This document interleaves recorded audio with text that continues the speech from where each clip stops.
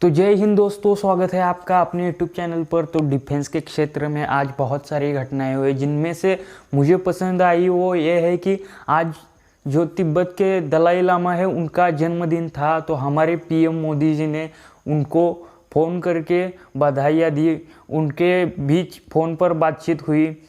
यह बहुत plus point है इंडिया के लिए, क्योंकि जब हमारा और चीन का युद्ध होगा तब ये बात बहुत क्लियर होगी कि तिब्बती जो है वो उसमें शामिल नहीं होंगे, क्योंकि हमारे जो मोदी जी है वो दलाई लामा जी को बता देंगे कि आप तिब्बतियों को मत शामिल होने दें, और तिब्बती है वो सिर्फ दलाई लामा है उनकी ही सुनते हैं। तो चलिए शुरू करते हैं आज की डिफेंस न्यूज़, देखते हैं क्या क्या खबरें हैं। तो पीएम नरेंद्र मोदी ने दलाई लामा को उनके जन्मदिन पर बधाई दी, उनके लंबे और स्वस्थ जीवन की कामना की।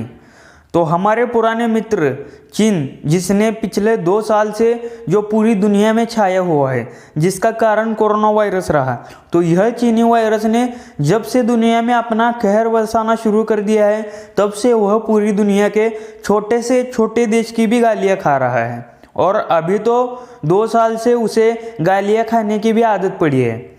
उसी चाइना ने एक बायो वेपन छोड़ा और पूरी दुनिया से युद्ध नीति पर उतरा।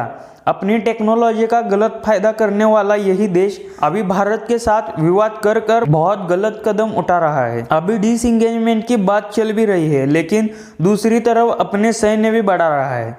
लेकिन वह कितने भी सैन्य बढ़ाए, उसका फायदा तो होने वाला कुछ भी नहीं है, क्योंकि चीनी सैनिक जब लद्दाख में आ जाते हैं तब वो किसी कारण से यह ऑक्सीजन की कमी से बीमार हो जाते हैं, क्योंकि वह उतनी हाइट पर लड़ नहीं सकते, उनको ट्रेनिंग ही नहीं दी गई। लेकिन प्लस पॉइंट ये है कि इंडियन आर्मी पहले से इससे भी ज़्यादा ऊंची जगहों और ठंड में युद्ध लड़ चुके हैं। तो इसी कारण चीनी सैनिक लद्दाख जैसी रीजन पर ज़्यादा नहीं टिक सकते। तो इसी की वजह से अब चीन जो है उसने तिब्बत के लोगों को अपनी पीएलए में भर्ती करवाना शुरू कर दिया है। तो इसी को आगे रखते हुए आज मोदी जी ने जो तिब्बत के दलाई लामा है उनको आज उनके जन्मदिन पर बधाई दी और उनके लंबे और स्वस्थ जीवन की कामना की। और उन्होंने क्या क्या कहा, चलिए देखते हैं। उन्होंने कहा, परम पावन दलाई लामा को उनके 86वें जन्मदिन पर बधाई देने के लिए फ़ोन पर बात की। हम उनके लंबे और स्वस्थ जीवन की कामना करते हैं। यह विशेष रूप से एक बहुत ही महत्वपूर्ण विकास है, क्योंकि पहली बार दलाई लामा को उनके जन्मदिन पर पीएम मोदी ने आह्वान पर सार्वजनिक घोषणा की है। 2017 में डोकलाम संकट के दौरान या 2020 में गलवान गतिरोध के दौरान ऐसी कोई सार्वजनिक घोषणा नहीं की गई थी। 14वें दलाई लामा तेंजिन ग्यात्सो अब 6 दशकों से अधिक समय से भारत में रह रहे हैं।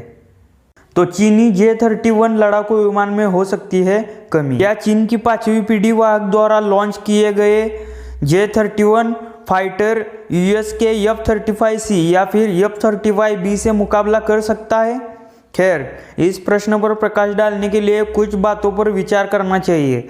द नेशनल इंटरेस्ट में लिखते हुए क्रिस ओसबोर्न ने कहा कि sensing, artificial intelligence enabled computing, weapon application, और सीधे शब्दों में कहे तो रेंज में अंतर के किसी भी अंतर को देखा जा सकता है।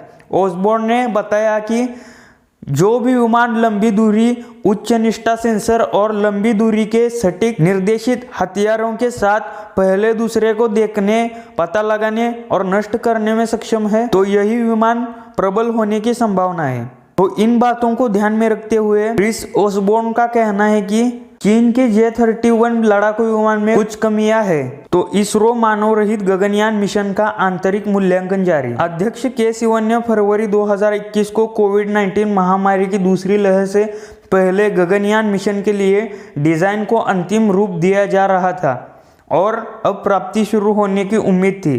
सिवन ने जानकारी दी थी कि शुरू में इसरो का लक्ष्य 2 मानव रहित गगनयान मिशन को जुलाई 2021 तक और मानव युक्त मिशन को दिसंबर 2021 तक पूरा करना था, लेकिन महामारी के कारण सब कुछ विलंबित हो गया। यह बताया गया था कि महामारी की दूसरी लहर के कारण और उसके बाद लॉकडाउन के कारण परियोजना के लिए हार्डवेयर सिस्टम की प्राप्ति में देरी हुई थी। तो कैसी लगी आज की डिफेंस न्यूज़? तो चलिए मिलते हैं ऐसी ही अगली वीडियो में। तब तक के लिए जय हिंद, जय भारत।